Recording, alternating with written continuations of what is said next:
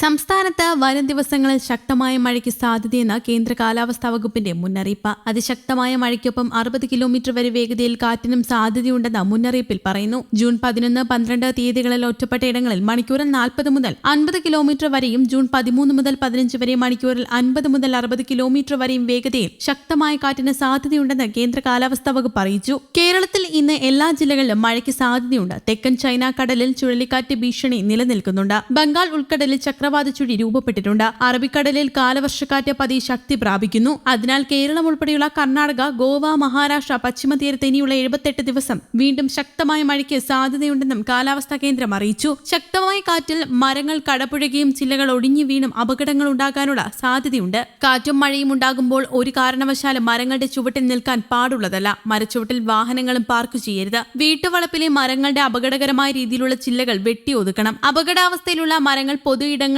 ശ്രദ്ധയിൽപ്പെട്ടാൽ ബന്ധപ്പെട്ട തദ്ദേശ സ്ഥാപനങ്ങളെ അറിയിക്കുക. ഉറപ്പില്ലാത്ത പരസ്യ ബോർഡുകൾ, ഇലക്ട്രിക് പോസ്റ്റുകൾ, കൊടിമരങ്ങൾ തുടങ്ങിയവയും കാറ്റിൽ വീഴാൻ സാധ്യതയുള്ളതിനാൽ കാറ്റും മഴയും ഇല്ലാത്ത സമയത്ത് അവ ശരിയായ രീതിയിൽ ബലപ്പെടുത്തുകയോ അഴിച്ചുവയ്ക്കുകയോ ചെയ്യണം. മഴയും കാറ്റുമുള്ളപ്പോൾ ഇതിന്റെ ചുവട്ടിലും സമീപത്തും നിൽക്കുകയോ വാഹനങ്ങൾ പാർക്ക് ചെയ്യുകയോ ചെയ്യരുത്. ചുമരിലോ മറ്റോ ചാരിവച്ചിട്ടുള്ള കോണി പോലെയുള്ള കാറ്റിൽ വീണുപോകാൻ സാധ്യതയുള്ള ഉപകരണങ്ങളും മറ്റു വസ്തുക്കളും കയറുപയോഗിച്ച് കെട്ടിവെക്കേണ്ടതാണ്. കാറ്റ് വീശി തുടങ്ങുമ്പോൾ തന്നെ വീടുകളിലെ ജനലുകളും വാതിലുകളും അടച്ചിടേണ്ടതാണ്. ജനലുകളുടെയും വാതിലുകളുടെയും സമീപത്ത് നിൽക്കാതിരിക്കുക. വീടിന്റെ ടെറസിലും നിൽക്കുന്നത് ഒഴിവാക്കുക. ഓലമേഞ്ഞതോ ഷീറ്റ് പാകിയതോ അടച്ചുറപ്പില്ലാത്തതോ ആയ വീടുകളിൽ താമസിക്കുന്നവർ അധികൃതരുമായി മുൻകൂട്ടി തന്നെ ബന്ധപ്പെടുകയും മുന്നറിയിപ്പ് വരുന്ന ഘട്ടങ്ങളിൽ അവർ ആവശ്യപ്പെടുന്ന മുറയ്ക്ക് സുരക്ഷിതമായ കെട്ടിടങ്ങളിലേക്ക് മാറി താമസിക്കേണ്ടതുമാണ്. തദ്ദേശ സ്ഥാപനതല ദുരന്ത ലഘൂകരണ പദ്ധതി പ്രകാരം കണ്ടെത്തിയിട്ടുള്ള ഇത്തരം ആളുകളെ റിലീഫ് ക്യാമ്പുകളിലേക്ക് ആവശ്യമുള്ള ഘട്ടങ്ങളിൽ മാറ്റാൻ തദ്ദേശ സ്വയംഭരണ സ്ഥാപനങ്ങളും റവന്യൂ ഉദ്യോഗസ്ഥരും ജനപ്രതിനിധികളും മുൻകൈയെടുക്കേണ്ടതാണ്. കാറ്റും മഴയും ശക്തമാകുമ്പോൾ വൈദ്യുതി കമ്പികളും പോസ്റ്റുകളും പൊട്ടിവീഴാനുള്ള സാധ്യത കൂടുതലാണ്. ഇത്തരത്തിൽ ഏതെങ്കിലും അപകടം ശ്രദ്ധയിൽപ്പെട്ടാൽ ഉടനെ തന്നെ KECBയുടെ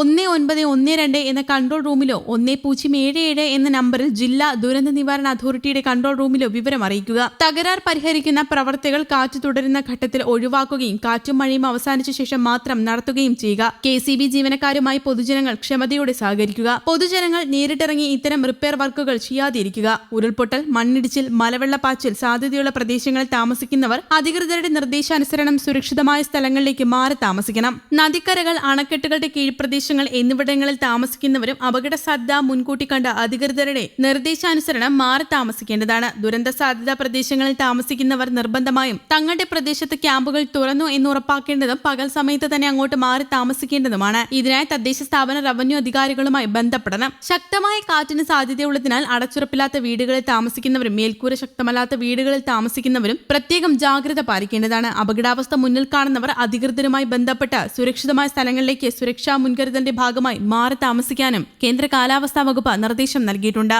ന്യൂസ് ഡെസ്ക്, കേരള കൗമുദി.